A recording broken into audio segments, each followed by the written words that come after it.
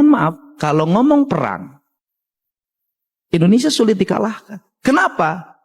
Karena mengidentifikasi daerah-daerah vital dan sentral yang membuat orang tergantung itu mengalami kesulitan. Kenapa? Karena orang Indonesia memiliki kekayaan energi culture yang ada di lingkungannya. Tidak semuanya tergantung pada PDAM, tidak semuanya tergantung pada PLN, tidak semuanya tergantung kenapa? Di bom sekalipun berbagai titik sentral, dia masih tetap hidup. Ada sumber makanan di lingkungan, ada sumber energi. Kekayaan ini sering dilupakan oleh kita untuk membuat tersentral dan satu titik. Kenapa? Justru itu adalah kelemahan. Sekuat-kuatnya Jerman, kalau jaringan pipa gasnya ditutup, LPG-nya ditutup, itu selesai. Indonesia nggak bisa. Krisis 98, 99 membuktikan bahwa krisis ekonomi global yang menghantam bangsa Indonesia tidak bisa memporak-porandakan sendi ekonomi. Siapa yang bertahan pada krisis itu? Kaum pedesaan, kaum orang di pinggiran hutan, dia mampu survive dengan kekuatan ekonomi lokalnya. Saya belajar, Pak. Saya kemarin ke Aceh. Saya ke Sumbar. Kemudian ke Sumut. Saya pelajari. Kenapa ketika dihantam air, dihantam lumpur, kok mudah sekali? Karena tidak ada pohon lagi, yang ada perkebunan sawit. Sawit itu nggak bisa lagi tahan terhadap gelombang, terhadap lumpur, terhadap getaran. Dia bukan pohon untuk melindungi, tapi dia pohon manja untuk dilindungi. Dia ngambil air, dia harus dipupuk. Beda dengan hutan. Dia tidak perlu air, menghasilkan air. Dia tidak perlu pupuk, dia menghasilkan pupuk. Dari situ masyarakatnya tidak punya ketahanan lagi. Kenapa? Lingkungannya tidak ada lagi sumber pangan. Kenapa? Sungainya sudah tercemar. Kebutuhan pokok lingkungannya padi pun udah hampir nggak ada. Semua menjadi homogen. Yang homogen itu berbahaya bagi Indonesia. Bagi kebinekaan. Jadi gubernur konten itu manfaatnya ternyata banyak, Pak.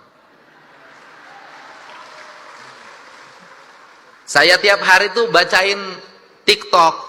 Yang satu masalah pelecehan seksual, langsung telepon Kapolda, cepat ditangkap. Yang ini masalah apa lagi? Pokoknya aya nama kabeh ka Pak Dedi, weh. Tapi bagi mereka yang punya ibu rumahnya robah, anaknya jangan teriak-teriak Pak Dedi, atau yang pula punya kewajiban pertama adalah anaknya. Pak Dedi, tolong ibu saya rumahnya Pak Dedi gentengnya bocor, kusia atau etama. Nah sia teu hidang. Pak Dedi, ibu saya sakit, kusia etama. Itu loh. Nah, saya hari ini alhamdulillah ya terupdate karena sekarang berani speak up. Kemarin kan 6 orang Garut, orang mana-mana, kemudian berjalan kaki sudah 2 hari di Aceh, sudah bisa diantarkan pulang gara-gara Pak Dedi saya di Aceh, Pak Dedi. Saya koordinasi dengan Polresnya, terus bisa. Hari ini lagi 45 orang Jawa Barat, orang Garut, orang Cirebon, orang Purwakarta, orang Subang. Ya pokoknya bupatina di area kabeh. Ya. Kemarin dia di Takengon, di daerah saya telepon Kapolres Aceh Utara, itu Kang nggak bisa ditembus. Hari ini sudah bisa tembus, mereka sudah ada di Lok Semawe. Hari Kamis mau saya jemput, saya kembalikan ke kampung halamannya. Itu gara-gara gubernur konten. Nanti ada manfaatnya itu. Nah, cuman yang tidak saya layani cuma satu. Pak Dedi tolong kawin saya. Nah itu saya tidak layani.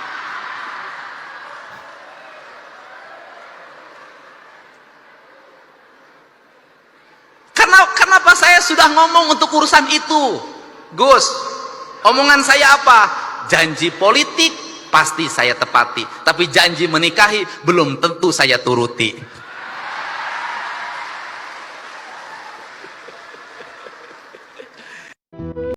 Assalamualaikum warahmatullahi wabarakatuh. Beberapa hari yang lalu ada demonstrasi dari kepala desa se-Indonesia katanya gitu. Tapi saya yakin tidak seluruh Indonesia, kepala desa seluruh Indonesia datang. Dan di dalam orasi mereka menuntut tentang dana desa yang belum dibayarkan. Saya tidak tahulah, belum dibayarkan atau kurang atau bagaimana. Tapi dalam narasi itu ada kata-kata tangkap Purbaya, Menteri Keuangan. Lucu ya. Di saat negara ini oleh Pak Purbaya sebagai Menteri Keuangan sedang menata ulang, menata lagi keuangan bangsa dan negara, keuangan yang ada di Republik ini sedang ditata ulang, dikorek-korek ada di mana kesalahan-kesalahannya, ada orang yang meminta Purbaya ditangkap. Lucu sekali. Sepertinya suara pengkhianat seperti itu. Saya mendukung Pak Purbaya dalam melaksanakan hal ini. Pengetatan uang seperti yang disampaikan oleh Pak Prabowo Subianto. Pengetatan.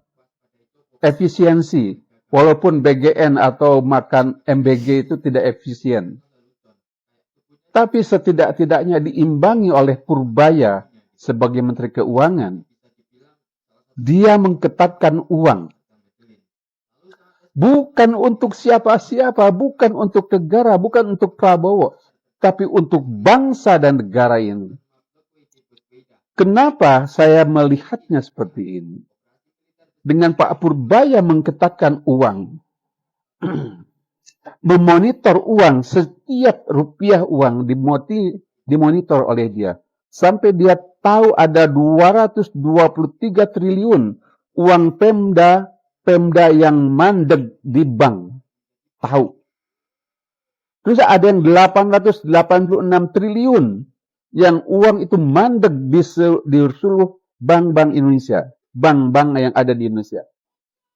Sekarang, tiba-tiba aja ada kepala desa mengatakan tangkap Purbaya. Memangnya Pak Purbaya itu pengkhianat apa? Pak Purbaya itu seorang komunis PKI apa? Sampai dikatakan tangkap Pak Purbaya. Ini orang tidak ngatak sebut. Justru orang seperti inilah yang dikhawatirkan oleh kita-kita ini. Karena kemarin seperti ada 650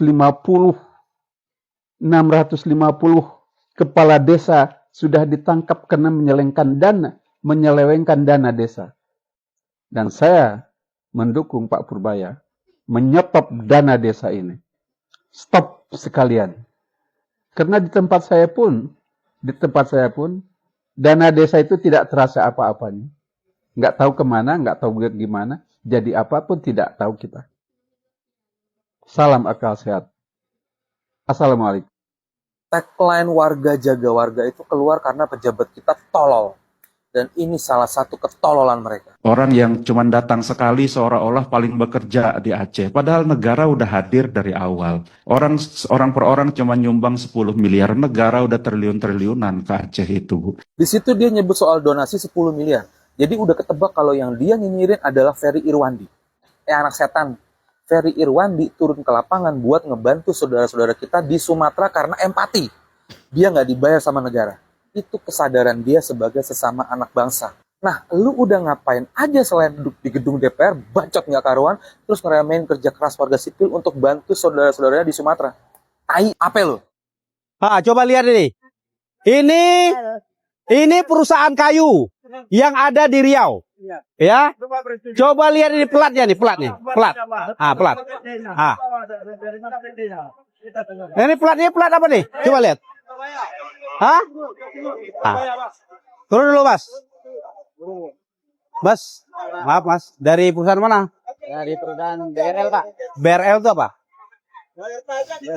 Bandung. Gini loh Mas, Mas kan ini sebagai pekerja. Ya, Pak. Saya paham Mas sebagai pekerja, tapi ingatkan perusahaannya, Mas bawa kayu untuk ke perusahaan di Riau. Nanti kasih tahu sama bosnya, gantilah pelatnya. Pelatnya harus pelat BM.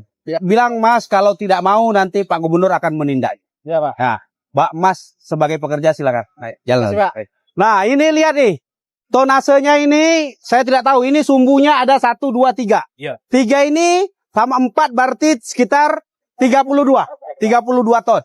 Ini sudah melebihi kapasitas. Hari Kamis kita rapat lah. Hari Kamis. Siap. Ya. Mau di Siak saya datang Siak. Ke Pekanbaru nggak apa-apa. Ke Pekanbaru boleh. Supaya mereka harus ada tanggung jawab juga. Kalau tidak mau jalan rusak, mereka harus turunkan tonasenya. Warga saya minta bantu juga ya. Bantu bahwa ini kita jaga jalan kita sama-sama. Yang Indah Kiat ini kita minta yang plat BE, BB, BK, BA nih itu harus kembalikan ke BM. Dia ini tak pernah bayar pajak ke Riau nih Pak. Iya. Macam mana kita mau bangun jalan? Iya. Bayar pajak tidak merusak jalan, iya.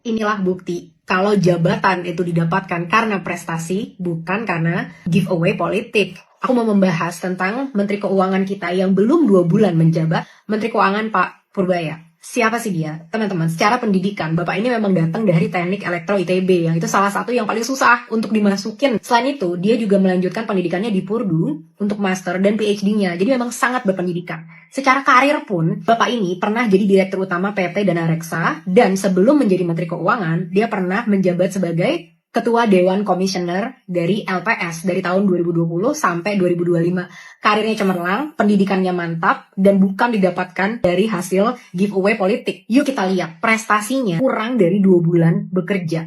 Mengguyur Bank Himbara 200 triliun, pernah mencapai titik tertinggi dari IHSG, tidak menaikkan cukai pajak untuk rokok, untuk bisa memulihkan industri tembakau di Indonesia.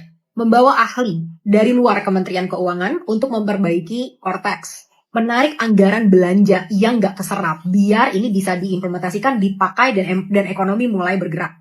Tarik PPh 21 bagi pekerja di sektor padat karya yang penghasilannya kurang dari 10 juta. Pak Purbaya juga memerangi produk tekstil ilegal yang masuk ke Indonesia dari Cina. Karena memang produk-produk ini sudah menguasai 99% pasar busana, teman-teman. Mengancam menarik dana MBG kalau memang nggak terserap. Dan yang terakhir sampai saat ini adalah menolak untuk membayar tagihan untuk kereta cepat. Politisi-politisi, menteri-menteri yang dapat jabatannya karena giveaway politik, lihat nih. Orang yang empati kepada rakyat dan berpihak kepada rakyat itu akan mendapatkan support publik yang besar. Hasil kerjanya jelas, orang yang profesional, hasil kerjanya terukur, komunikasinya pun terus dikomunikasikan gitu, apa-apa yang dia lakukan kepada rakyat. Sementara banyak dari partai politik yang mereka itu harus pakai buzzer lah, harus bayar konsultan, harus bayar PR, harus tiba-tiba naikin dana reses. Kenapa? Karena mereka kerjanya nggak buat rakyat, nggak pro rakyat. Jadi gimana caranya biar rakyat itu bisa pro mereka dari cara-cara lain. Padahal mah gampang aja, tinggal bikin kebijakan yang berpihak pada rakyat, menyuarakan kepentingan-kepentingan rakyat, bukan kepentingan partai politik. Komunikasi yang transparan seperti ini sangat dibutuhkan. Karena publik kita itu udah bener-bener nggak percaya sama banyak penyelenggara-penyelenggara negara. Jadi kita butuh adanya update-update, kejelasan, apa yang sedang dilakukan. Itu pelan-pelan akan mengembalikan kepercayaan dari masyarakat terhadap penyelenggara negara, dan yang paling penting ya pasti kebijakannya yang berpihak gitu kan kepada rakyat-rakyat. Semangat Pak Purbaya, ini belum sampai 2 bulan tapi sudah banyak prestasinya. Kita berharap semoga kedepannya tetap mantap jaya ya segala program-programnya. Bagus Pak, jadilah contoh bagi yang lain. Dan dilihat kayaknya udah banyak nih yang mulai gak suka dengan gaya Bapak. Dan karena ada yang sampai bilang, wah ini kayak malah memecah belah pemerintah. Memecah belah pemerintah, kerja aja yang bagus. Kalau kerjanya bagus, rakyat udah pasti suka kok. Semangat terus Pak Purbaya. Mantan Panglima TNI Gatot Nurmantio menuduh kubu Jokowi memang dengan sengaja menyabot upaya penanggulangan bencana di Sumatera saat ini. Dia bahkan menyebutnya sebagai sabotase struktural. Jadi dia seperti meminta kita percaya bahwa ada Jokowi di belakang tragedi nasional yang sudah memakan korban tewas hampir 1.000 warga. Ucapan ini dilontarkan di podcast Hersubeno Point kemarin. Judulnya, ternyata Jokowi lebih bagus dibanding Prabowo. Menurut Gatot, kelemahan penanggulangan bencana di Aceh, Sumatera Utara, dan Sumatera Barat adalah hal yang dengan sengaja dirancang kubu Jokowi sejak lama. Kubu Jokowi, kata Gatot, memang dengan sengaja mempreteli kebijakan-kebijakan Prabowo. Akibatnya, pemerintah Prabowo kehilangan integritas dan efektivitas, sehingga pemerintah absen dalam fungsi nyata. Dalam pandangan Gatot, kegagalan pemerintah untuk secara cepat mengatasi masalah banjir ini memang diorkestrasi. Di belakang kegagalan ini ada dirijennya, yakni Jokowi dan kubunya. Mereka dengan sengaja membiarkan bencana terjadi tanpa penanganan yang memadai. Tujuan akhirnya adalah membentuk opini bahwa kepemimpinan Jokowi dulu lebih baik daripada Prabowo sekarang. Gatot juga memberi contoh bagaimana pembentukan opini terjadi. Misalnya, media memberitakan kabar tentang menumpuknya mobil-mobil yang terhantam banjir. Gambar-gambar itu pada gilirannya akan digoreng dan disebarkan melalui serangan udara untuk menggambarkan betapa buruknya manajemen bencana pemerintah kita. Yang terjadi adalah propaganda melalui media sosial. Dibangunlah narasi. Prabowo gagal, perlu diganti. Jadi singkat kata, kini kembali ada operasi untuk mengadu domba Jokowi dan Prabowo. Bagi para pembenci Jokowi, bahkan sebuah bencana alam yang seharusnya membuat kita bersatu menghadapinya, dipelintir sedemikian rupa untuk menghancurkan Jokowi. Para penyebar fitnah menyebarkan kebohongan bahwa Jokowi berusaha agar Prabowo terguling agar bisa diganti oleh Gibran. Ya, mudah-mudahan Anda tidak tergolong orang yang turut percaya dengan kisah murahan ini. Tapi kisah serupa sudah terus berulang-ulang selama setahun terakhir. Ada soal upaya pemakzulan Gibran melalui Mahkamah Konstitusi dan DPR, ada soal tuduhan ijazah Jokowi palsu, dan berbagai kebohongan lainnya. Para pembenci Jokowi ini seperti tidak kehilangan ide, dana, tenaga untuk menghancurkan Jokowi dan keluarga. Segenap kebohongan ini disebar oleh terutama sejumlah media online yang mereka kuasai. Ada 2045 TV, Refli Harun, Forum Keadilan, Rocky Gerung, dan juga Hersu Beno Point. Jangan pernah andalkan media-media itu sebagai sumber informasi yang benar. Mereka adalah media propaganda hitam. Dan mereka akan terus hidup. Karena ada cukup banyak narasumber yang merasa harus menyerang Jokowi kalau perlu dengan kebohongan. Gatot Nurmantio adalah salah satunya. Dia ini sebenarnya pernah menjadi Panglima TNI pada 2015 sampai 2017 di masa Jokowi. Tapi kalau kita pelajari apa yang terjadi di masa itu, kita akan melihat hubungan antara Gatot dan Jokowi di masa itu tidak tergolong akrab. Penggantian Gatot pada 2017 itu sendiri menimbulkan banyak komentar. Gatot berhenti sebagai Panglima TNI pada 2017 yang sebenarnya secara formal adalah pergantian biasa karena Gatot akan memasuki masa pensiun. Alasan yang disampaikan pemerintah adalah regenerasi dan penyegaran organisasi karena Gatot sudah hampir pensiun. Namun, banyak analis politik menilai ada faktor politik dan ketegangan hubungan yang membuat pergantian dilakukan lebih cepat. Yang paling kuat mengemuka adalah anggapan bahwa Gatot itu membangun citra politik pribadi di saat menjabat sebagai Panglima dan bahkan disebut-sebut menyiapkan diri sebagai Capres atau Cawapres 2019. Ada sejumlah peristiwa yang menunjukkan ketidakharmonisan hubungan Gatot dan Jokowi. Misalnya saja isu pemutaran film lama Pengkhianatan G30 SPKI. Gatot mendorong para anggota TNI menonton film itu. Tapi Jokowi nampak tidak nyaman dengan pilihan itu. Jokowi bahkan meminta agar para sinias Indonesia bersedia membuat film versi baru kasus 1965 yang lebih modern. Kendati tidak pernah dinyatakan secara eksplisit, langkah Jokowi itu jelas menunjukkan adanya perbedaan narasi ideologis tentang kasus 1965 antara dia dengan Gatot. Gatot juga beberapa kali mengeluarkan pernyataan atau hadir dalam acara-acara yang menunjukkan kedekatannya dengan kelompok Islam konservatif seperti Aksi 212. Ini tentu saja berseberangan dengan Jokowi yang secara jelas menjauhi atau bahkan memusuhi aksi dan kelompok keagamaan yang mencita-citakan negara Islam. Perbedaan ini tentu sangat sulit untuk dikompromikan. Setelah rangkaian perbedaan itu, ujung-ujungnya Jokowi memilih seorang kepala staf Angkatan Udara, Hadi Cahyanto, sebagai Panglima TNI. Keputusan menunjuk KSAU sebagai Panglima adalah langkah yang tak lazim. Secara tradisi, Panglima biasanya diisi oleh seorang KSAD. Namun Jokowi memilih Hadi, yang dikenal sebagai pejabat yang dekat dengannya sejak menjabat Menteri Perhubungan Udara di Kemenhan. Bisa dibilang sejak tak lagi menjabat Panglima, Gatot terus menjauh dari Jokowi. Gatot kemudian bergabung dengan dan menjadi anggota Presidium KAMI, Koalisi Aksi Menyelamatkan Indonesia, gerakan yang sangat kritis terhadap pemerintahan Jokowi. Di dalam KAMI sendiri terdapat tokoh-tokoh yang juga sangat anti Jokowi seperti Din Syamsuddin, Said Didu, Refli Harun, Ihsanuddin Nursi, dan lain sebagainya. Sebagai pimpinan kami, Gatot berulang kali melontarkan komentar kritis terhadap pemerintahan Jokowi. Ia bahkan sering mengeluarkan pernyataan yang menyebut bahwa kebijakan pemerintah melenceng dari semangat reformasi atau berpotensi bahaya bagi demokrasi. Narasi-narasi ini membuat publik melihat Gatot sebagai oposisi ideologis terhadap Jokowi. Sekarang setelah sekian lama tak terdengar, Gatot kembali untuk menyerang Jokowi. Atau lebih tepatnya, mengadu domba Jokowi dan Prabowo. Sayangnya serangannya berisikan gagasan yang sama sekali nggak masuk akal. Kok bisa-bisanya Gatot membayangkan Jokowi sengaja melumpuhkan kemampuan pemerintah untuk mengatasi banjir yang akhirnya menewaskan hampir 1.000 orang. Bagaimana mungkinlah Jokowi dan kubunya bisa mengintervensi agar pemerintah saat ini tidak mampu mengatasi serbuan banjir luar biasa ini? Siapa pula yang bisa menempati posisi sebagai dirjen orkestrasi ini? Sebenarnya kalau saja orang seperti Gatot masih tertarik untuk terlibat dalam dunia politik Indonesia, dia masih bisa menyalurkan gagasan-gagasan kritisnya kepada publik Indonesia melalui berbagai saluran yang ada. Namun, keterlibatan ini harusnya didasarkan pada pertimbangan yang objektif.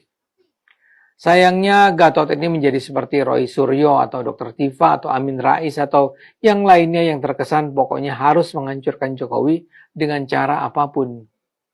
Gatot jadinya terkesan seperti kehilangan keseimbangan jiwa, sehingga bisa menyuarakan kisah mengawang-awang yang dengan mudah dipatahkan.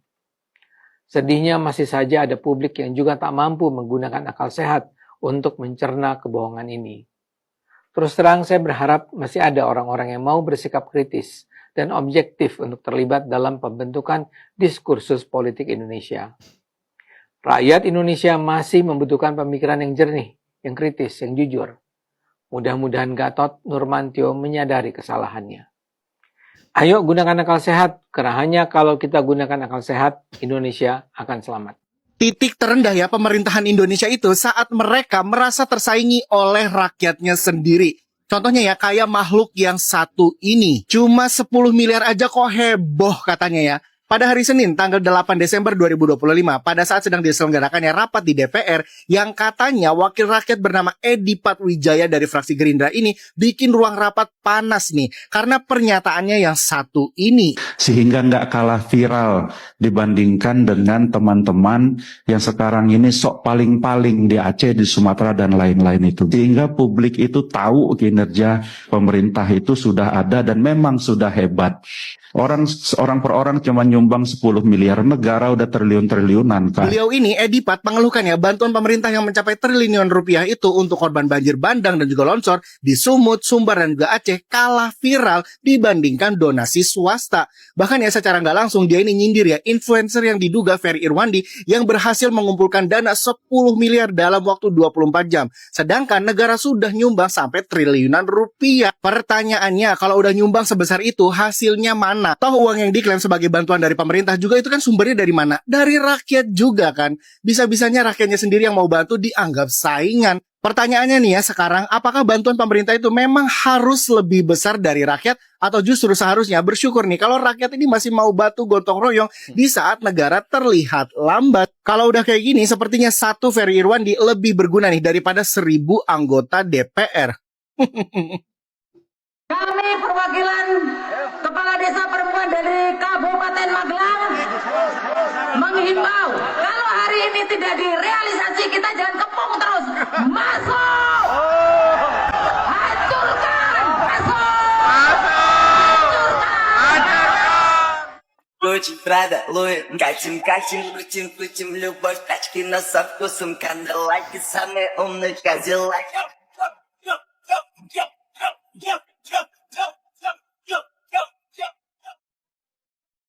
Apakah saya memiliki saham perusahaan tambang? Ya, saya memiliki saham. Bu Shirley itu memiliki perusahaan tambang. 5 tambang. 5 atau ada lebih lagi?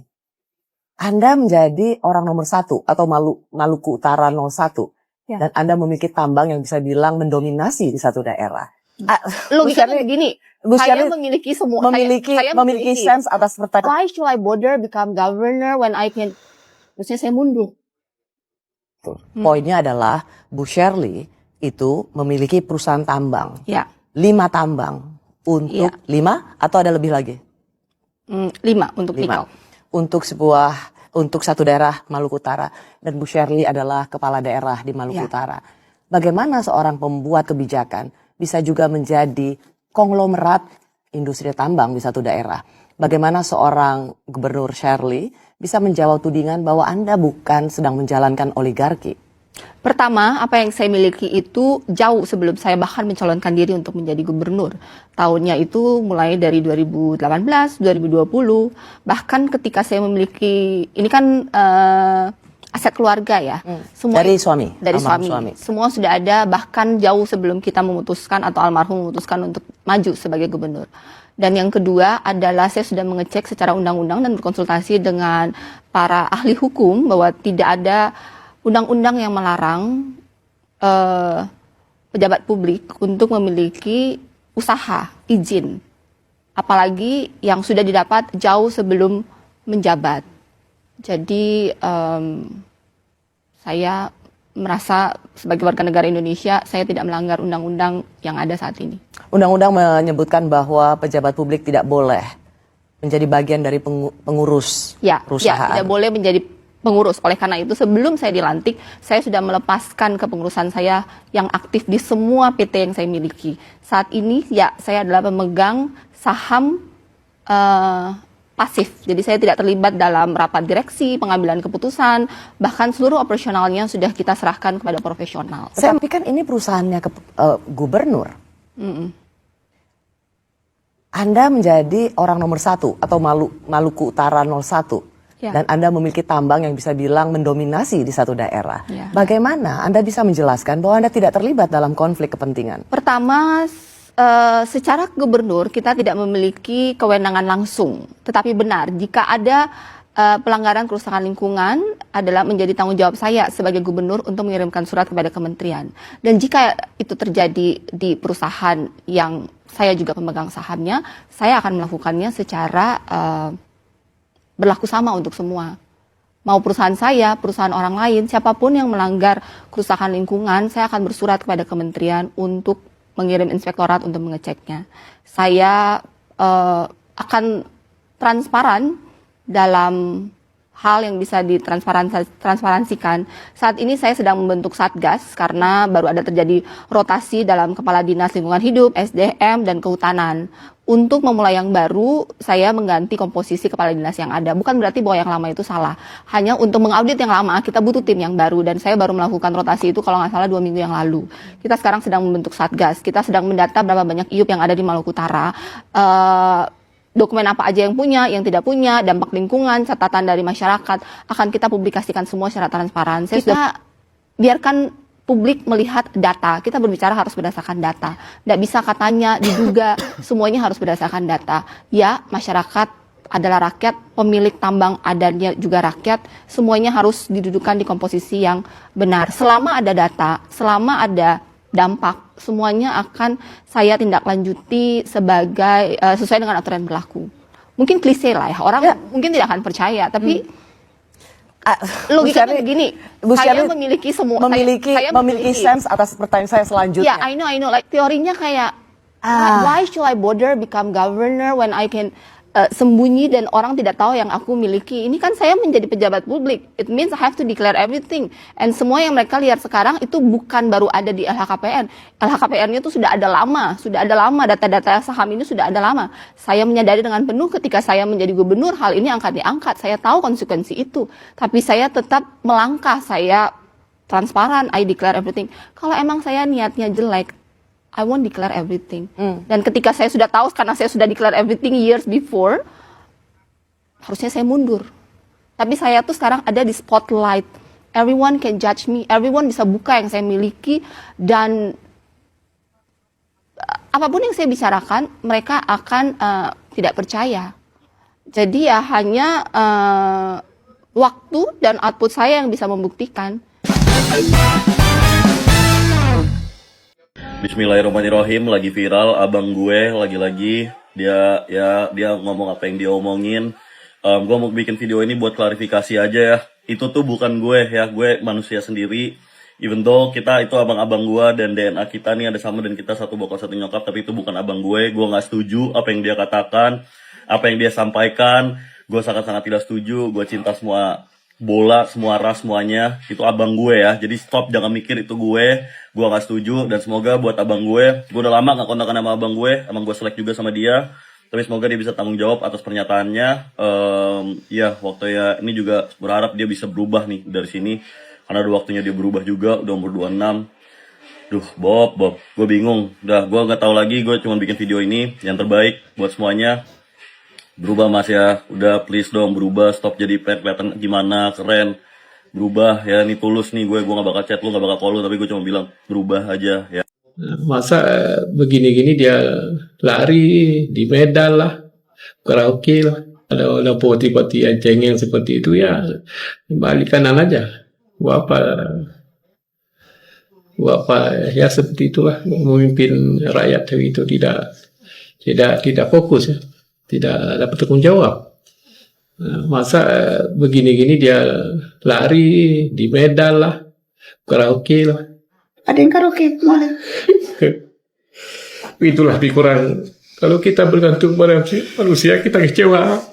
Saya kemarin ke Aceh, saya ke Sumbar, kemudian ke Sumut. Saya pelajari, ketika dihantam air, dihantam lumpur, kok mudah sekali. Karena tidak ada pohon lagi, yang ada perkebunan sawit. Sawit itu nggak bisa lagi tahan terhadap gelombang, terhadap lumpur, terhadap getaran. Dia bukan pohon untuk melindungi, tapi dia pohon manja untuk dilindungi. Dia ngambil air, dia harus dipupuk. Beda dengan hutan, dia tidak perlu air menghasilkan air, dia tidak perlu pupuk, dia menghasilkan pupuk. Dari situ masyarakatnya tidak punya ketahanan lagi. Kenapa? Lingkungannya tidak ada lagi sumber pangan. Kenapa? Sungainya sudah tercemar. Kebutuhan pokok lingkungannya padi pun udah hampir nggak ada. Semua menjadi homogen. Yang homogen itu berbahaya bagi Indonesia. Saya kasih tahu pada semuanya, kenapa Gubernur Jawa Barat hari ini konsen ke penanaman. Ini penting. Ada kebun teh, tanamin pakai dana APBD. Ada hutan yang kosong, tanamin pakai dana APBD. Saya nggak peduli itu aset siapapun. Karena kepentingan saya cuma satu. Jawa Barat itu kuncinya di alam. Pangandaran ngandelin laut. Bandung, Subang, Purwakarta, Cianjur, Bogor. Yang diandelin apa? Perkebunan. Jadi perkebunannya harus dijaga. Hutannya harus dijaga. Perhutaninya harus jaga. Jadi kalau perkebunannya terjaga, perhutaninya dijaga, maka satu terlepas dari bencana. Kenapa? Lebih baik Pemda mengeluarkan 20-30 miliar untuk nanam kebun teh yang digunduli. Kenapa? Kalau terjadi longsor, kalau terjadi banjir, biaya recovery-nya lebih dari 100 miliar. Orang nggak ngeh bahwa ini investasi. Orang ke Jawa Barat itu pengen apa? Pengen tidur yang nyenyak, pengen makan yang enak, sederhana. Rumusnya cuma satu. Jalana kudu alus, perkebunan naka urus, lalaki jeung awewena marulus, pasti makan jeung gabus setiap sore. Selesai. Grafik itu berhasil berdasarkan data BPS. Setelah saya fokus konsen recovery alam, konsen menyetop studi tour yang anak sekolah nggak boleh, dan orang pesimis terhadap pariwisata. Hari ini pariwisata Jawa Barat adalah terbaik selama 5 tahun terakhir. Jadi kalau Pangandaran kerjanya itu cukup jualan pantai, ya nggak usah dirusak pantainya. Cukup dibangun jalur kereta api sampai Pangandaran, selesai. Kalau Puncak itu pergi ke Puncak karena kebun entehnya jangan dirusak. Jaga kebun entehnya, jalannya diperhalus, dibangun keamanan yang baik. Bagaimana cara keamanan baik? Maka sistematika pengamanan kita ditingkatkan. Orang-orang nggak boleh nganggur, harus ada kerjaan. Sederhana. Jadi karena ekonomi kita ini sangat bergantung pada alam dan sangat terletak pada siklus alam, maka menjaga alam adalah kewajiban utama dalam bernegara dan berbangsa. Itulah ciri khas gubernur konten. Jadi ngomongnya terbuka apa adanya. Dan kalau ada yang memang belum maksimal kita memberikan pelayanan, kami memohon maaf. Kami pemerintah akan terus fokus, akan terus berupaya, akan secara totalitas mempergunakan semua sumber-sumber kekuatan negara dalam rangka percepatan pemulihan di sektor energi yang ada khususnya di Provinsi Aceh. Saya yakin dan percaya bahwa pasti masih banyak kekurangan. Pasti masih terjadi hal-hal yang tidak pernah kita perkirakan terjadi di lapangan. Karena itu sebagai pemerintah juga ikut prihatin yang sedalam-dalamnya, dan kalau ada yang memang belum maksimal kita memberikan pelayanan, kami memohon maaf.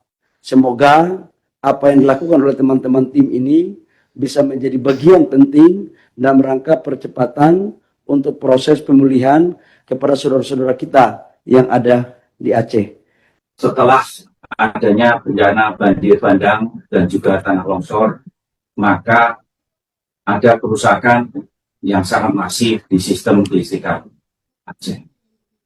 Pertama adalah transmisi antara Biren dengan Arun, ada 6 tower yang rubuh, karena sungai yang tadinya lebarnya 80 meter menjadi sekitar 300 sampai 400 meter dan tower-tower kami terbawa banjir bandang dan juga kabelnya juga hilang. Dampak dari kerusakan ini, maka pembangkit kami di Arun tidak bisa mengaliri Banda Aceh. Maka Banda Aceh mengalami pemadaman bergilir. Masih ada pasokan ke Banda Aceh dari Nagan Raya, tetapi kapasitasnya tidak cukup. Maka Banda Aceh mengalami pemadaman bergilir. Sedangkan ada juga kerusakan yang lain, yaitu transmisi dari Biren menuju ke Aceh Tengah, Takengon, dan juga Benang Meriah. Ada tower-tower kami yang juga ambruk. Kami berhasil merestorasi, kemudian dalam saat yang bersamaan, transmisi dari Biren ke Takengon juga berhasil kami restorasi, sehingga pada saat kunjungan Bapak Presiden Republik Indonesia ke Banda Aceh dan rapat kabinet terbatas, kami pada waktu itu cukup optimis bahwa kami bisa mengalirkan listrik dari Arun ke Banda Aceh dan bisa segera mengoreksi pasokan listrik di Banda Aceh. Itu yang pertama. Kedua, kami juga bagaimana membangun aluran listrik dari Arun ke Takengon, itu berhasil kami restorasi. Nah, dalam proses ini kami memberikan informasi yang tidak akurat kepada Bapak Menteri SDM, di mana begitu sambungan transmisi dari Arun ke Biren itu sudah pulih secara fisik, kami harus masih menyambung secara sistem. Dan dalam hal ini kami menyampaikan kepada Bapak Menteri SDM, apabila pada sistem itu tersambung, kami menyampaikan bahwa sistem kelistrikan Aceh akan meningkat menjadi 93%. Ternyata dalam prosesan listrik dari Arun ke Banda Aceh, kami menghadapi tantangan hambatan teknis. Kenyataannya bahwa penyaluran listrik ini jauh lebih berat daripada perkiraan kami. Nah, untuk itu dalam hal ini kami menyampaikan permohonan maaf yang sedalam-dalamnya kepada seluruh masyarakat Aceh, karena kami sudah menyampaikan informasi bahwa sistem kelistrikan apabila koreksi kami untuk penyaluran listrik dari Arun ke Banda Aceh bisa berjalan lancar, maka akan meningkat menjadi 93%, ternyata menghadapi tantangan teknis yang sangat hebat. Jauh, kudu ngalamun wae. Ibu sih kan teu damang kunaon? Iya nyangu. Masak naon? Sayur hasem. Wah, coba mana? Wah, kuat ngagu lagi. Mayur hasem. Bahanna ngalanya kan? Mohon. Sanes meser. Sanes. Sayur hasemna jeung naon daharna enak? Sayur hasem hungkul. Hah? Sini sini. Teteh buka salkikan ya? Gaduh. Di mana? Nya ngiring Arontong. Mohon. Ai dahar jeung sayur hungkul teu make daging rasana kumaha teu make hayam. Enak we, Pak. Nah, we nya da eueuh deui. Oh. Nya dahar teh jeung sayur hungkul. Penting mah aya beas ya, Pak. Oh, nu penting mah aya beasna. Da sayur kan lain menang meuli mah menang mipil. Beas nu meser mah, Pak. Kan ngeunahna cicing di lemur sanajan teu boga duit, asal aya daun tangkil, aya gedang ora, di sayur hasem. Sebenarnya mah sayur hasem teh nu hasem teh hirupna hasem teh boga duit. Sayur hasem. Beasna meuli emang? Naes meser. Apaan ngarontok? Pare batur tanya dicanak ku batur. Heueuh teh ka bagian buruh pare. Tuh, Bapak. Di kulian ku duit. Ada ngarontok mah Pak perbatas 150. 150.000 teh Pak dibagi opat. 150.000 per 100 bata meureun. Mohon. Oh, lain per bata. Nya. Per 100 bata 150.000. Kejona mana kejona? Ah, itu. Geus aya geura ningali kejona. Nyangona mah nah hawu, Pak. Tapi tadi ake. Ya, Pak. Ya ke. Geningan tadi simpen boboko. Bobokona hiji. Jadi nasi sayur asem. Henteu make nanaon? Sama sekali. Itu aya kolak waluh, Pak. Ieu mah jadi dahar teh waluh dikolak, terus waluh di sayur. Diganjel-ganjel, Pak. Diganjel-ganjel tujuannya apa? Sok saya nanya sama teteh. Kayak ulah tingkan sangut Pak lah. Oh, untuk ngurangin agar teteh tidak terlalu tinggi konsumsi nasinya, agar tidak lapar terus, maka teteh Jangan bikin kolak-kolak. kolak. Genepan Pak di dia. Genep orang. Pulang sih gana sedih. Dengan sangu can meser. Nog, Ente, daging, ente, ente, tarasi, ente. minyak goreng. Saya, Kan suamina kuli. papan kuli ngarontok. Sehari menang sabaraha. Papan dibagi. Dibagi kumaha. Dibagi ku opatan ngarontok. Nah pantai nyarira. Kayak 30. 30.000. Kalau berasnya 14.000 kali 2 liter 28. Nya, Habis deh nya. nya. Jangan gaduh nu sakola pas dinten 30.000. Hah? Sekolah di mana? Stemper. Tem pertanian. Nya. 30.000 teh naon? Ongkos ojek nah sareng eta. Kunaon kan ojek teh jalan kaki? Penuju PKL Pak. PKL di mana? Di Puradadi Oh, PKL sebulan. 6 bulan. Selama PKL memerlukan uang per hari 30.000. Ece nutupin dari mana? Tutup lubang kali lubang Pak. Lobangnya dari mana? Nya, nambut kabang. Bang naon? Bang Emok.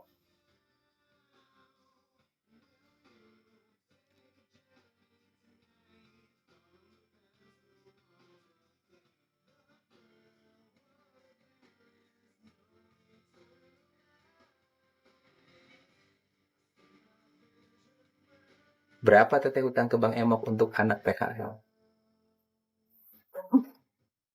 Untuk anak PKL teteh nutup berapa? Pinjamnya berapa? Kamari mah bina 3 juta. Terus? Nya, saya Pak.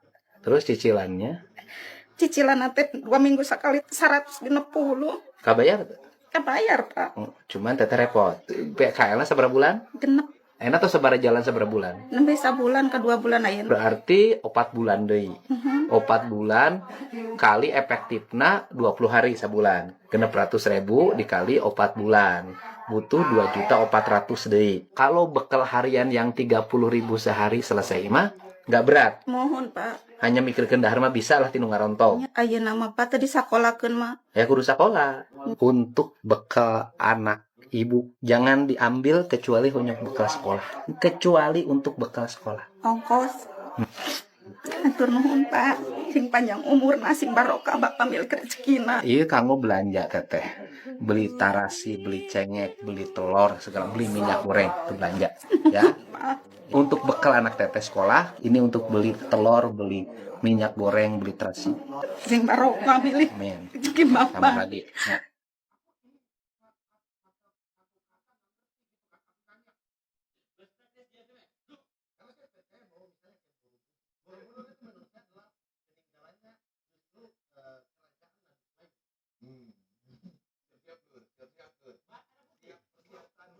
Masyarakat kita ya tiap hari harus berjuang untuk beli beras, bekal anaknya sekolah. Kelihatan dari tadi punya kayak stres banget. Sekarang masalahnya selesai. Minimal untuk bekal anaknya selama 4 bulan ke depan sudah selesai. Beli terasnya. Nuhun Pak, sadaina sing panjang umurna, sing sarehat. Sing leuwih tuh. Amin. Bapak masih anu milik rezeki ka. Nanti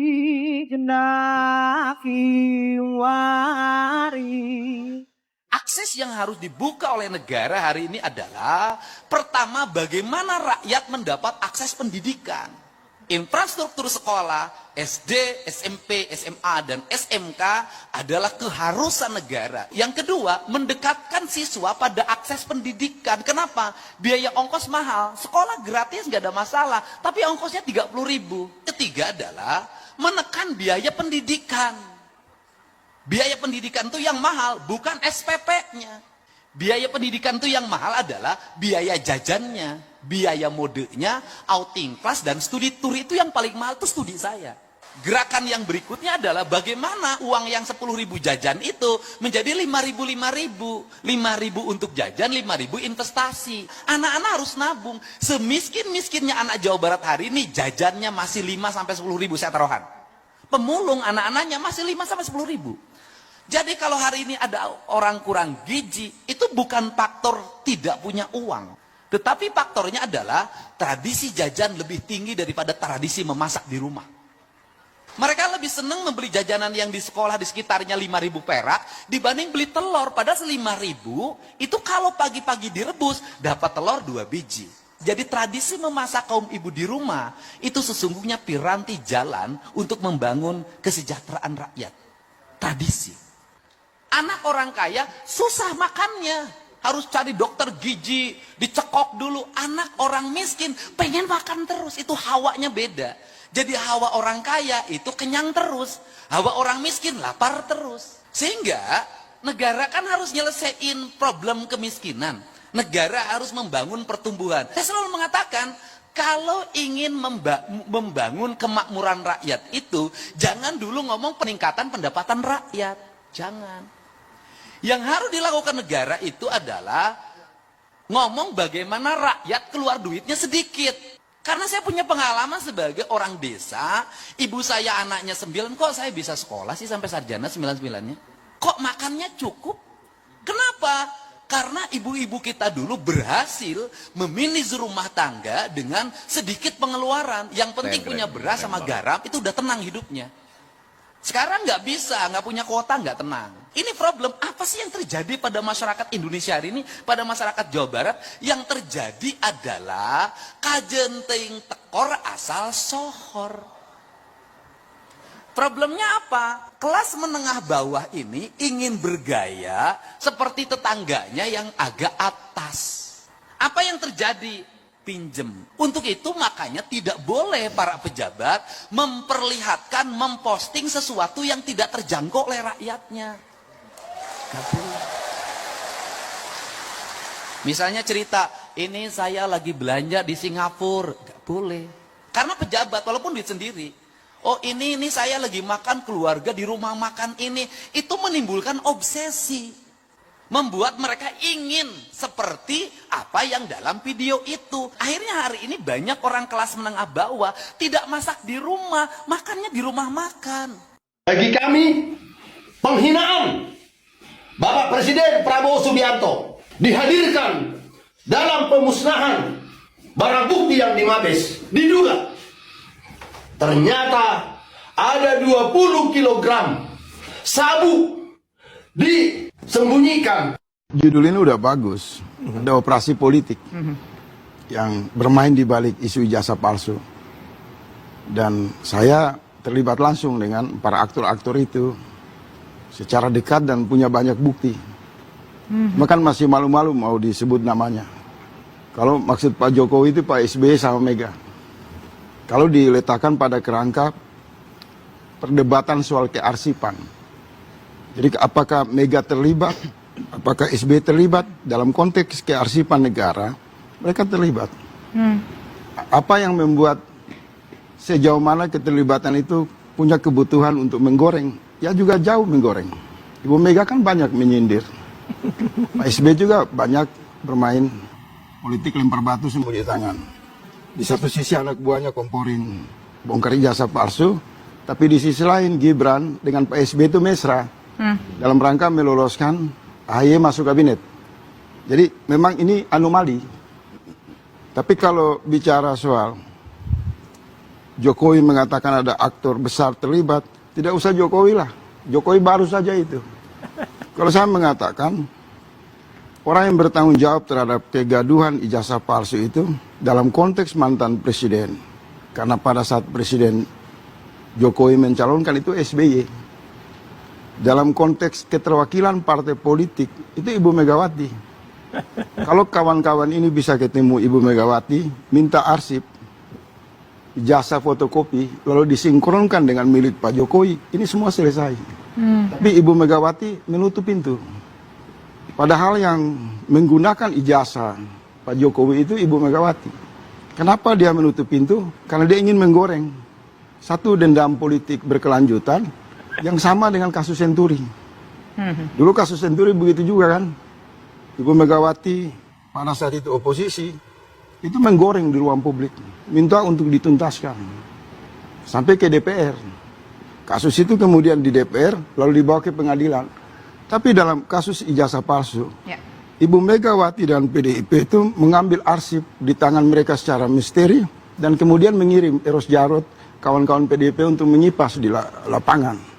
Maka bukan hanya Jokowi yang menilai SBY maupun Ibu Megawati terlibat, tapi akal sehat publik menjelaskan secara terang Itu bahwa berdasarkan asumsi akal sehat saja atau fakta apa kemudian? Apa bukti yang Bang saya Faisal bisa punya? pertanggungjawabkan ini di kantor polisi, kantor kejaksaan, kantor kehakiman, fakta kalau saya bicara. Punya bukti secara Bukti. konkret?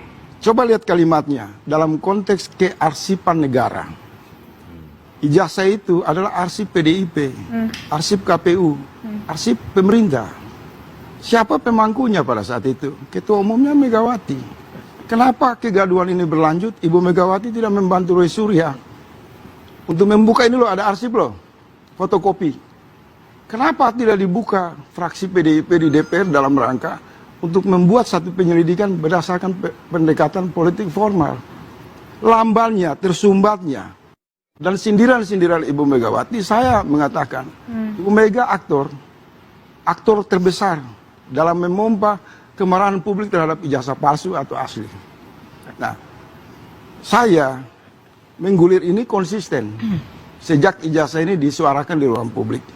Dalam rapat-rapat terbatas dengan Bang Roy Surya, dengan kalangan Refli Harun, saya berkali-kali mengusulkan, gak usah gaduh, bikin surat ke Ibu Megawati, mohon izin untuk mengambil arsipnya aja. Supaya apa? Supaya publik bisa mendapatkan keterlibatan pengguna arsip itu. Tapi kan arsip ini kemudian menjadi heboh lagi ketika diambil dari Dian Sandi yang orang Kalau PS. baca undang-undang politik, ini betul. Kalau baca undang-undang politik itu jelas di sana disebutkan partai politik bertanggung jawab dan harus bersifat transparan. Oke. Jadi penggunanya itu adalah Ibu Megawati, pemiliknya adalah Pak Jokowi. Oke. Tapi sekarang saya mau memberi dukungan moral kepada sahabat saya Bang Roy. Saya senang bahwa Pak Jokowi sudah menyiapkan mental yang kuat untuk membawa masalah ini ke jalur hukum. Maka menurut saya semua tafsir politik ditiadakan. Saling ngejek, saling hujat, nggak usah. Kalau memang punya fakta-fakta yang kuat, masuk ke jalur hukum. Apalagi temuan dari berdasarkan basis penelitian. Tetapi saya mau mengatakan, Ibu Megawati juga harus diminta pertanggungjawabannya. Kalau sidang itu dibuat. Karena dia menyaksikan sejak wali kota, 1 kali gubernur, dan 2 kali calon presiden. Sindiran Pak Jokowi ini memajukan satu cara berpikir kita bahwa dia bukan orang yang tunggal dalam masalah ini. Ini satu kolektif. Kalau dia bersifat ijazah palsu, maka ini kejahatan kolektif. SBY bisa dipanggil di pengadilan. Pada saat itu presiden adalah SBY. Ibu Megawati yang membawa ijazah itu mendaftar Pak Jokowi akan juga dipanggil pengadilan. Jadi menurut saya keterlibatan aktor-aktor ini baik secara politik formal maupun nanti di jalur hukum itu tidak bisa terhindari. Mereka menggelar satu prasangka politik yang diamanatkan, yang dititipkan oleh amarah publik terhadap 10 tahun problem bernegara. Orang terbakar marah. SBY tahu itu, Ibu Mega tahu itu. Kalau mereka negarawan, konsisten, mau menegakkan Pancasila, masuk ke sila 4, kumpulin anak-anak bangsa. Ini loh arsip PDIP, Pak Roy. Penangkapan Dewi Astuti ternyata hanya membongkar permukaan. Fakta paling mengejutkan terungkap. Seluruh penyelundupan sabu bernilai 5 triliun dikendalikan langsung oleh seorang jenderal polisi aktif berinisial T, dan Dewi hanyalah pion dalam rencananya. Kini satu pertanyaan menghantui semua aparat. Sampai kapan kebenaran bisa bertahan ketika sang dalang justru ada di balik seragam kepolisian? Namun sebelum itu, saya mohon untuk kalian subscribe channel ini dan mari berdiskusi di kolom komentar terkait kasus ini. Dan saya doakan agar kalian sehat selalu dan diberikan rezeki yang berlimpah. Aku adalah Kompol Hendra, penyidik Satuan Reserse Narkoba yang masih percaya bahwa hukum tidak untuk dijual. Aku masih ingat betul momen ketika Dewi Astuti digiring masuk ke ruang interogasi BNN setelah proses ekstradisinya dari Kamboja. Semua kamera media menyorotnya. Semua orang menyebut operasi ini sebagai kemenangan besar negara. Tapi aku tidak sedang merayakan. Ada sesuatu yang salah sejak awal, sesuatu yang tidak terlihat oleh siapapun, kecuali aku. Begitu pintu ruang interogasi tertutup, Dewi duduk dengan tenang. Tidak ada kepanikan, tidak ada rasa takut, tidak ada penyesalan. Seseorang yang baru saja tertangkap sebagai pengendali sabu senilai 5 triliun rupiah seharusnya tidak setenang ini. Senyum kecilnya justru menghantui pikiranku. Aku sudah siap, Kompol Hendra, katanya sambil menatap tepat ke mataku. Aku tahu, cepat atau lambat, ini terjadi. Biasanya tersangka besar memohon pengampunan, menangis, atau menyangkal semua tuduhan. Dewi tidak. Ia seperti seseorang yang sudah membaca akhir buku sebelum halaman pertamanya dibuka. Itu membuatku gelisah. Aku membuka berkas ringkas, penyelundupan sabu 2 ton di perairan Karimun, jaringan Asia Tenggara sampai Amerika Latin, lebih dari 100 WNI yang direkrut, nilai mencapai 5 triliun rupiah. Semua orang menganggapnya dalang, pusat operasi, otak kejahatan. Tapi Dewi menggeleng ketika aku menyebutnya begitu. Aku bukan dalangnya, Kompol. Aku hanya menjalankan tugas. Ucapnya lirih namun tegas. Kau pikir aku sanggup menggerakkan semua itu sendirian? Napas dingin merayap di leherku. Kalau bukan kamu, siapa? Dewi tidak langsung menjawab. Ia hanya mencondongkan tubuh mendekat. Suaranya berubah nyaris seperti bisikan. Kau tidak akan pernah berani menyentuhnya. Detik itu jantungku berdetak lebih cepat sebelum ia menambahkan kalimat berikutnya. Dia orangmu sendiri, jauh lebih tinggi darimu. Seorang jenderal polisi. Aku membeku. Ada ribuan kasus narkoba yang pernah aku tangani, tetapi tidak sekalipun tersangka menyebut keterlibatan seorang jenderal. Bukan perwira polisi, bukan pejabat, tapi puncak tertinggi hierarki kekuasaan. Aku hanya pion, Kompol. Kalau aku bicara terlalu banyak, aku mati, dan kau ikut mati. Aku mencoba menggali lebih jauh, memaksa, menekan, tapi Dewi mengunci mulutnya. Ia hanya memberi satu petunjuk tambahan sebelum penjagaan datang mengambilnya. Inisialnya satu huruf, T. Sejak saat itu ruangan terasa seperti ruang eksekusi. Terdengar ketukan pintu, dan seorang penyidik senior masuk sambil membawa surat perintah. Aku dipotong, interogasi dihentikan sepihak, Dewi langsung dibawa pergi ke sel dengan alasan keamanan. Aku belum sempat menutup map ketika salah satu atasan menyentuh bahuku dan berbisik tanpa emosi. Jangan diteruskan. Fokus pada penyidikan ringan. Jangan mengutak-ngatik yang bukan wilayahmu. Nada suaranya bukan arahan, tapi ancaman terselubung. Aku keluar ruangan dengan kepala penuh fakta yang tidak boleh diucapkan. Semua media masih menulis judul besar, Ratu Narkoba Internasional berhasil ditangkap.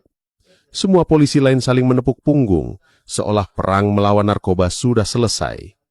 Tapi aku tahu kebenarannya, baru saja mulai. Dewi hanyalah pion, dan jauh di dalam institusi tempat aku bersumpah membela kebenaran, ada seorang jenderal polisi yang menjadi bandar narkoba terbesar negeri ini. Dan aku baru saja menyentuh wilayah yang seharusnya tidak disentuh siapapun. Sejak interogasi pertama, satu hal terus menggangguku. Dewi Astutik bukan sekedar tersangka biasa. Ia bukan penjahat lokal. Ia bukan bandar sembarangan. Ia adalah ancaman kelas internasional. Seseorang yang bisa mengguncang stabilitas keamanan satu negara hanya dengan membuka mulut. Namun semakin jelas bagiku, ia bukan dalang. Ia hanya alat. Alat dari seseorang yang lebih kuat, lebih licik, dan lebih tak tersentuh. Sore itu, aku kembali membuka berkas penyelidikan. Semua data menyatakan Dewi sebagai otak penyeludupan sabu senilai 5 triliun. Namun semakin aku menelusuri pola, semakin tidak masuk akal. Semua jaringan kartel global selalu punya raja. Tidak ada kartel sebesar ini yang dipimpin seorang perempuan dengan akses terbatas, tanpa perlindungan politik, tanpa kekuatan militer, tanpa backing intelijen. Aku membaca ulang transkrip percakapan ilegal antara anggota kartel Kamboja dan jaringan Karimun. Beberapa bagian sengaja disensor, tapi ada satu kalimat yang lolos dari penyensoran. Kirim laporan ke T, armada siap berangkat. T, huruf itu kembali membentuk kepalaku. Inisial itu terlalu senyap untuk ditemukan, terlalu bersih untuk sengaja ditulis. Dan justru karena bersih, itu terasa berbahaya. Aku memutuskan mengkonfirmasi langsung ke Dewi. Aku meminta izin interogasi lanjutan, tapi penolakan datang lebih cepat dari pengajuan. Atasan melarang, fokus pada administrasi. Kasus sudah selesai. Semua alasan terdengar seperti dinding penghalang, bukan prosedur. Aku tidak menyerah. Aku menggunakan jam istirahat untuk memasuki ruang isolasi Dewi, diam-diam melalui pintu internal. 2 petugas jaga mencoba melarang, tapi aku mengacungkan surat perintah lama yang belum dicabut. Mereka akhirnya mundur. Dewi menatapku tajam begitu aku masuk, seakan sudah menduga aku akan kembali. Kau datang lagi, Kompol, katanya dengan suara datar. Artinya kau sudah menemukan inisial itu. Aku butuh nama lengkapnya, jawabku cepat. Dewi tersenyum, tapi bukan senyum ramah. Itu senyum orang yang tahu. Ia memegang rahasia yang bisa membunuh semuanya. Kau pikir aku bisa menyebutkannya? Aku bahkan bisa hilang dari sel ini tanpa sidik jari yang tersisa. Aku penyidik. Tugasku menemukan kebenaran. Kataku menahan emosi. Dan tugasku tetap hidup. Balasnya tajam. Kemudian ia meraih segelas air yang diletakkan penjaga dan dengan suara rendah berkata, "Jangan pernah percaya bahwa negaranya ingin aku ditangkap. Jangan bangga dulu dengan operasi besar itu. Mereka hanya menangkap pion untuk menyelamatkan rajanya." Aku menelan ludah. "Kau hanya alat distribusi," kataku dengan nafas berat. "Siapa pengendalinya?"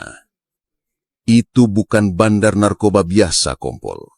Itu raja narkoba global yang tidak bisa disentuh oleh hukum. Dia bergerak di berbagai negara. Semua aparat yang kamu banggakan melindunginya. Termasuk negaraku, termasuk negaramu, dan termasuk institusimu. Darahku mendidih, bukan karena takut, tapi karena aku tahu ia tidak sedang berbohong." Dewi bersandar ke kursi, suaranya berubah seperti ancaman. "Kalau aku buka semuanya, dunia akan terbakar, negara akan runtuh, polisi akan saling menembak, pemerintahan akan gemetar, jaringan judi, narkoba, perdagangan manusia, semuanya terikat pada satu orang, satu nama, satu pangkat, satu jenderal." Aku mencondongkan tubuh lebih dekat. "Jenderal siapa?" Dewi tersenyum sangat tipis, seolah sedang menantangku untuk tetap hidup. "Aku tidak akan mengatakannya. Kau harus mencarinya sendiri. Tapi kau sudah tahu huruf depannya." Saat aku keluar dari ruangan itu, aku sadar sesuatu berubah. 2 petugas yang tadi diam, kini memegang radio dan berbicara dengan nada tergesa. Sesekali menatapku. Langkah kakiku terasa lebih berat. Udara koridor lebih dingin. Rasanya seperti seluruh institusi baru menyadari bahwa aku sekarang membawa jawaban yang seharusnya tidak kusadari. Dan hari itu, untuk pertama kalinya aku mengerti, kebenaran bukan hanya tidak diinginkan, tapi berbahaya untuk diketahui. Sejak pengakuan Dewi Astuti tentang Jenderal T, keadaan di kantor berubah drastis. Ruangan yang biasanya penuh canda, kini terasa seperti ruang operasi tanpa oksigen, sunyi, tegang, memata-matai. Rekan yang dulu menyapaku hangat, kini hanya melirik sekilas lalu menunduk, seakan berbicara denganku adalah dosa yang bisa menghancurkan karir mereka. Semuanya terjadi setelah aku masuk ke ruang isolasi tanpa izin atasan. Pagi itu, aku berangkat lebih cepat, ingin mengecek ulang rekaman interogasi Dewi untuk memastikan apakah aku tidak salah dengar tentang inisial tersebut. Namun, saat aku membuka sistem database, rekaman itu lenyap. Label file masih ada, tetapi isinya kosong. Hilang begitu bersih, seperti tidak pernah direkam. Aku menatap layar komputer tanpa berkedip. Rekaman hilang bukan karena kesalahan teknis, tapi karena seseorang menghapusnya. Seseorang yang punya akses penuh. Seseorang berkekuatan sangat tinggi. Aku segera menuju arsip fisik untuk memastikan salinan cadangan masih ada. Namun, petugas administrasi tiba-tiba menghalangi dengan sikap mencurigakan. Perintah atasan konflik, katanya gugup. Berkas kasus Dewi sudah ditarik ke pusat. Tidak mungkin secepat itu. Ini baru 2 hari sejak ekstradisi. Petugas itu menunduk, wajahnya pucat. Aku cuma menjalankan perintah. Suara kertas berdesir di belakangku, seperti gerakan orang yang sedang menyembunyikan sesuatu. Aku tidak boleh terburu-buru, jadi aku mundur. Tapi pertanyaan itu memukil kepalaku seperti palu. Siapa yang ingin menghilangkan bukti? Saat aku meninggalkan ruangan arsip, aku menyadari 2 polisi berpakaian preman mengikuti langkahku dari kejauhan. Gerak mereka tidak agresif, hanya mengawasi. Seperti 2 bayangan tanpa suara.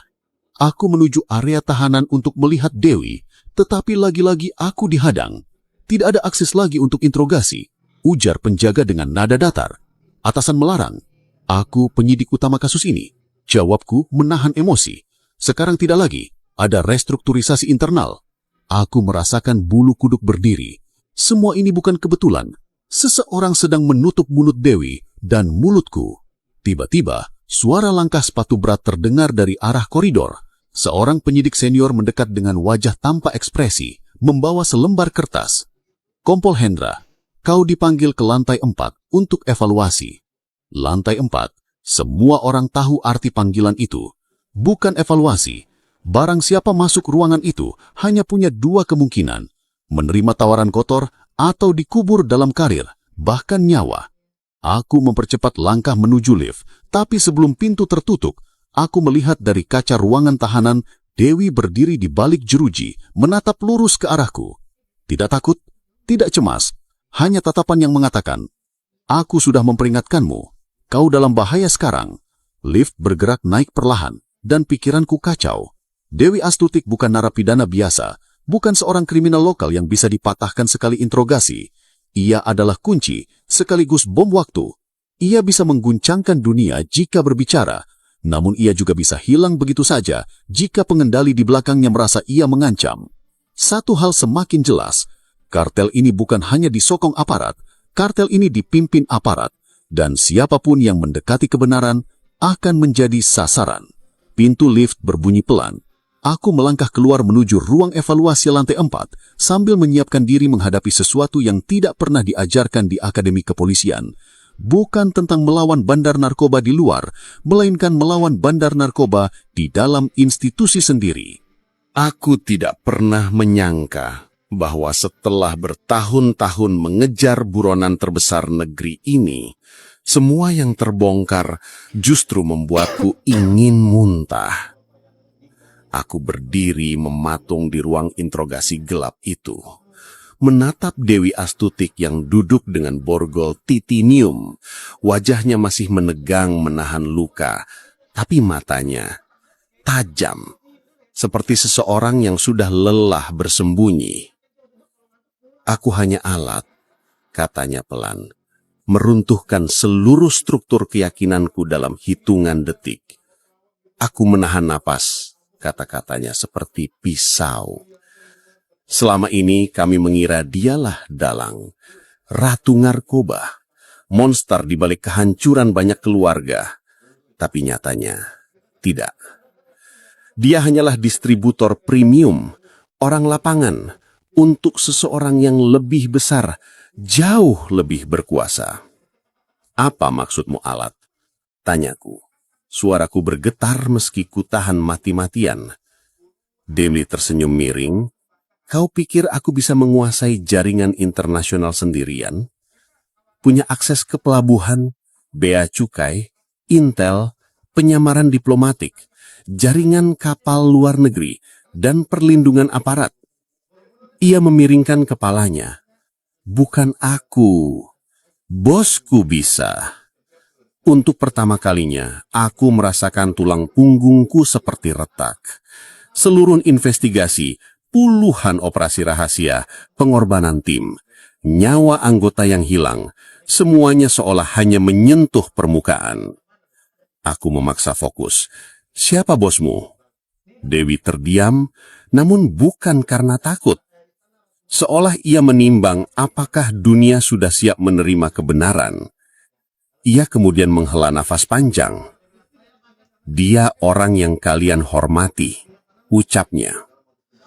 Jantungku berdetak lebih cepat. Dia pejabat. Dia pahlawan media.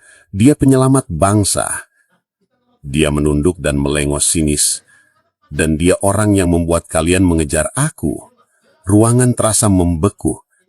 Aku merasa seluruh identitasku sebagai aparat runtuh. Jangan main teka-teki, sebutkan namanya. Dewi mengangkat kepalanya, menatapku lurus, tanpa berkedip. Kepala kartel itu adalah jenderal besar polisi. Orang yang mengatur promosi jabatan di lembagamu. Orang yang menyentuh hidupmu setiap hari tanpa kau sadari. Aku terpaku. Diriku terdorong pada jurang yang tak terlihat. Operasi internasional, pengiriman ke Asia, Eropa, Timur Tengah, semua di bawah perintahnya. Aku hanya petugas distribusi. Aku bekerja agar jaringan tetap bersih. Ketika ada masalah, aku yang dikorbankan. Aku menatapnya dengan amarah, tetapi hatiku tahu dia tidak berbohong. Seluruh kejanggalan selama bertahun-tahun, barang bukti hilang, saksi mati mendadak, kapal selundupan yang selalu lolos, semuanya kini masuk akal. Dia ada di Indonesia, dan kalian takkan bisa menyentuhnya. Aku mengepalkan tangan, berusaha menahan ledakan emosiku. Jangan main teka-teki, sebutkan namanya. Dewi mengangkat kepalanya, menatapku lurus, tanpa berkedip. Kepala kartel itu adalah jenderal besar polisi. Orang yang mengatur promosi jabatan di lembagamu. Orang yang menyentuh hidupmu setiap hari tanpa kau sadari. Aku menatapnya dengan amarah, tetapi hatiku tahu dia tidak berbohong. Seluruh kejanggalan selama bertahun-tahun, barang bukti hilang, saksi mati mendadak, kapal selundupan yang selalu lolos, semuanya kini masuk akal. Dia ada di Indonesia, dan kalian tak akan bisa menyentuhnya. Aku mengepalkan tangan, berusaha menahan ledakan emosiku. Kenapa kau bilang semua ini sekarang? Dewi menatapku dengan ekspresi dingin, kosong, dan menyerah. Aku sudah selesai hidup sebagai boneka. Jika aku akan mati, aku ingin dunia ikut terbakar. Lalu ia mendekatkan wajahnya sedikit. Kau mau kebenaran? Siapkan dirimu. Karena jika aku buka semuanya, dunia akan goyah. Saat aku keluar dari ruang interogasi, aku tidak lagi yakin apakah kami sedang menang atau baru saja membuka gerbang perang yang tidak seorang pun siap hadapi. Sejak keluar dari ruang interogasi, aku merasa setiap langkahku diawasi. Koridor markas terasa berbeda, terlalu sepi, terlalu sunyi, seakan setiap tembok menyimpan rahasia yang tidak boleh kudengar. Aku baru menyadari satu hal. Dengan mengetahui kebenaran dari mulut Dewi Astutik, aku bukan lagi aparat, aku target. Aku menuju ruang rapat investigasi untuk melaporkan perkembangan terbaru. Di dalamnya sudah ada 3 atasan dan beberapa penyidik senior. Namun begitu aku duduk, udara terasa lebih tebal. Tidak ada yang tersenyum, tidak ada yang ingin berbasa-basi, seolah mereka menungguku melakukan kesalahan. Apa saja informasi yang dia berikan? Tanya Brigjen Surya, dingin tanpa ekspresi. Aku mengangguk, mencoba menjaga ketenangan. Dewi mengaku bukan dalang. Dia menyebut ada tokoh besar yang mengendalikan seluruh jaringan, seseorang dengan akses ke lintas pelabuhan, operasi internasional, dan perlindungan aparat. Ruangan seketika membeku. Tidak ada yang menanyakan nama, tidak ada reaksi terkejut, justru hening yang aneh. Semua menatapku tanpa berkedip. Lalu Brigjen Surya hanya berkata, "Jangan tulis pernyataan itu di laporan resmi." Jantungku berdegup lebih cepat. "Kenapa, Pak? Ini bukti penting. Ini kunci pengungkapan." Kau dengar perintahnya. Nada itu bukan diskusi, itu ancaman. Aku tahu ada sesuatu yang salah, sangat salah, tapi aku harus berani. Dengan hormat, kalau kita mengubur informasi ini, kita sedang melindungi seseorang yang tidak ingin kau sebut namanya. Ruangan kembali terdiam. Saat itu aku sadar, apapun yang terjadi pada kasus ini, kami bukan lagi memerangi kartel, kami melawan negara dalam kegelapannya sendiri. "Mulai malam ini aku ambil alih pemeriksaan Dewi," kata Surya. "Kau dibebas tugaskan sementara." Dibebas tugaskan? Setelah bertahun-tahun mengejarnya? Setelah semua yang kukorbankan? Tidak masuk akal. Ini bukan pembinaan, ini pembersihan. Pertemuan selesai tanpa penjelasan. Saat aku keluar, seorang rekan mendekat tanpa menatapku. "Ponselmu sekarang disadap, jangan pulang ke rumah." Dia berjalan pergi seolah tidak pernah mengatakan apa-apa. Ketika aku menuju parkiran, perasaan itu kembali, diawasi, diikuti. 3 motor tanpa plat lewat pelan, pengendara memakai jaket hitam tanpa identitas. Aku tahu pola ini. Ini bukan pengintaian intel asing, ini pengintaian internal. Mereka ingin menghapus jejakku sebelum aku bicara. Aku kembali ke ruang tahanan, memaksa masuk sebelum penjagaan diganti.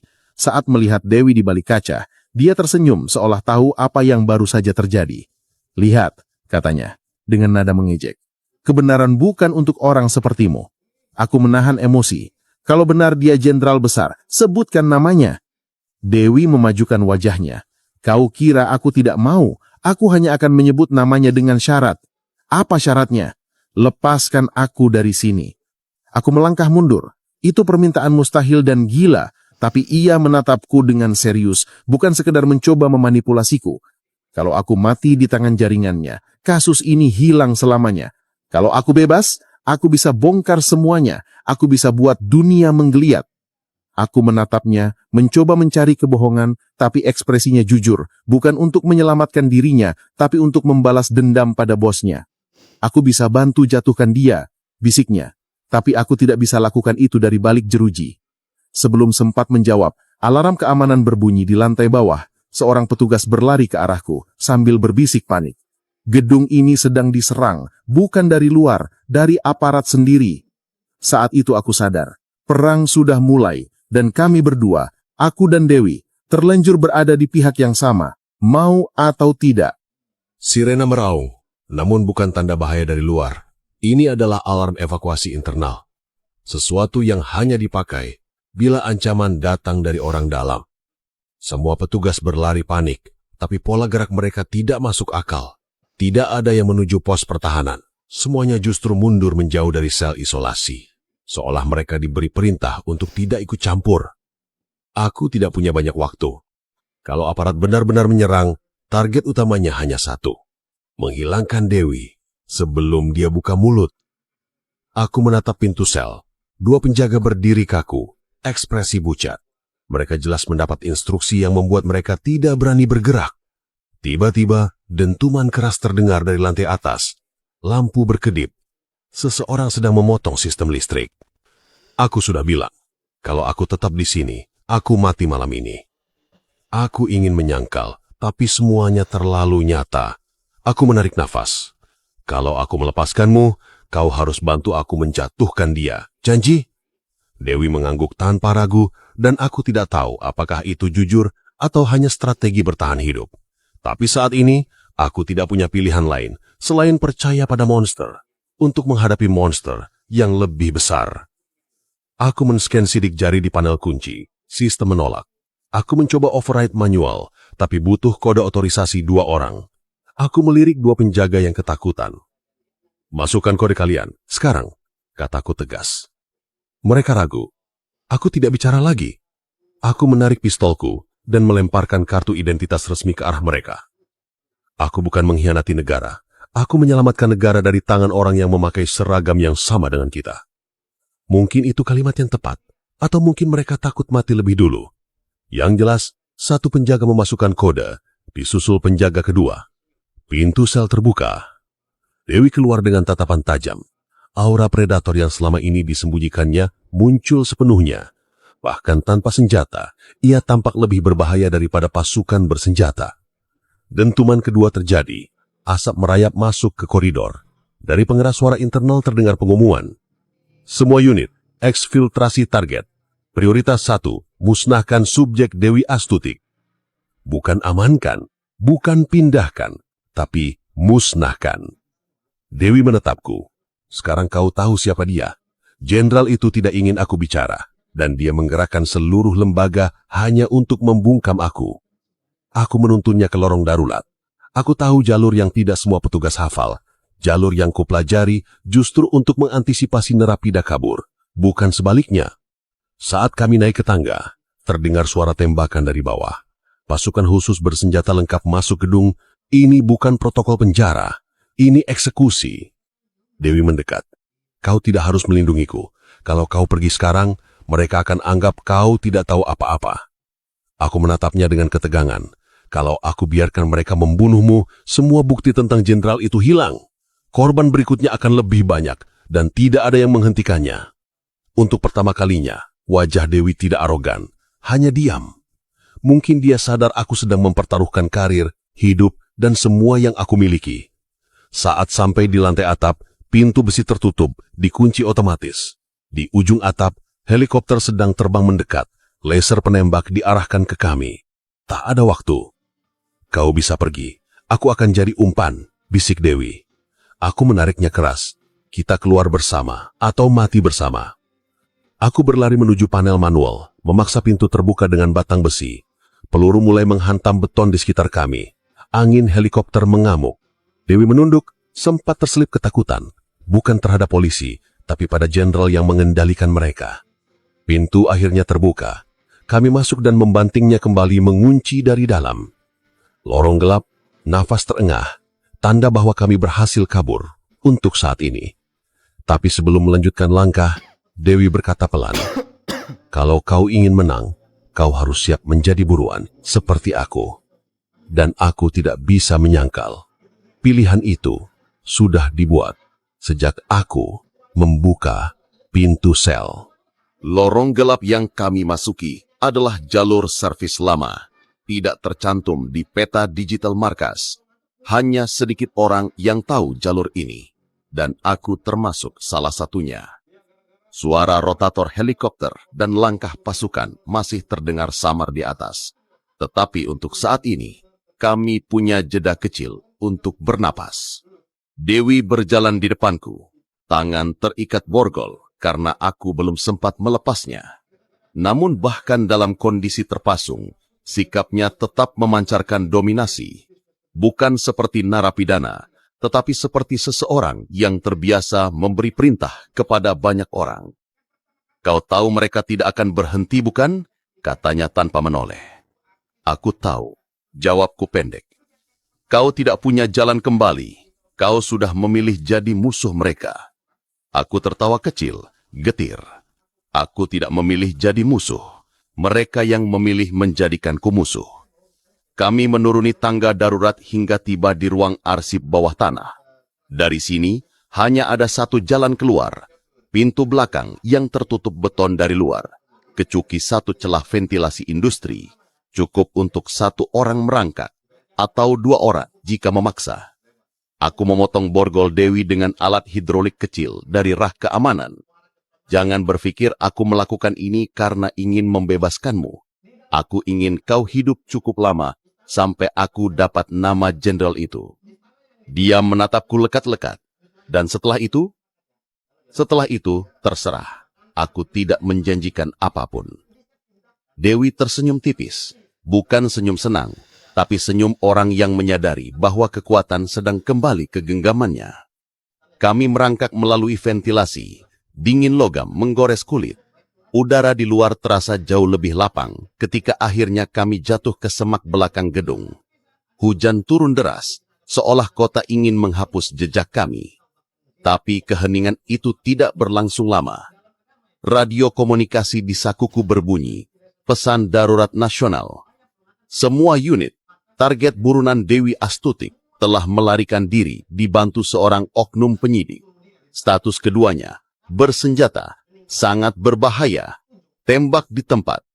Tanpa penyelidikan, tanpa proses, aku langsung disamakan dengan monster terbesar negara ini. Dewi menatapku seakan membaca isi pikiranku. Sekarang kau tahu rasanya diburu negara. Aku tidak membalas. Kami berlari menembus hujan ke area parkir karyawan. Suara sirena makin dekat. Dari jarak jauh terlihat pasukan menyebar. Setiap sudut kota disegel. Ini bukan operasi pencarian. Ini pengepungan. Aku menemukan mobil tua milik staf teknisi. Kunci masih tergantung di kontak.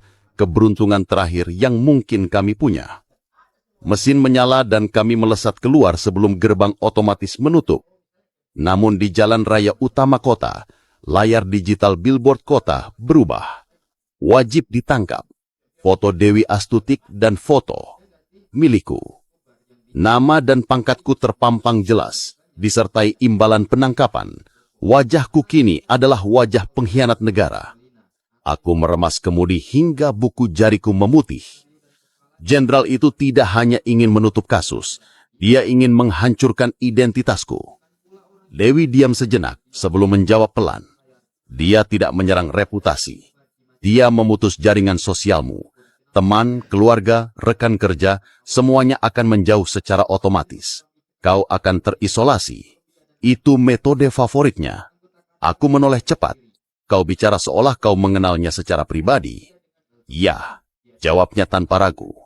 Aku adalah alatnya selama bertahun-tahun. Aku tahu pola makannya, ketakutannya, kelemahannya, termasuk paranoia ekstrimnya. Mobil terus melaju keluar kota.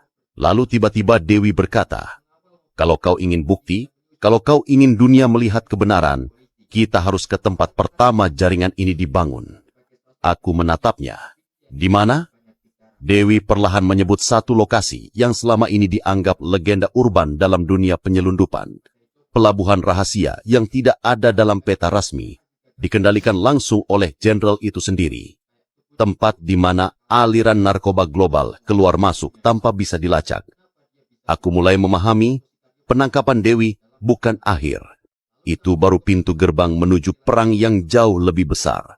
Dan sekarang, aku, seorang aparat yang seharusnya menjaga hukum, sedang melaju bersama buronan paling berbahaya negara ini, menuju pusat kejahatan yang dijaga aparat negara sendiri.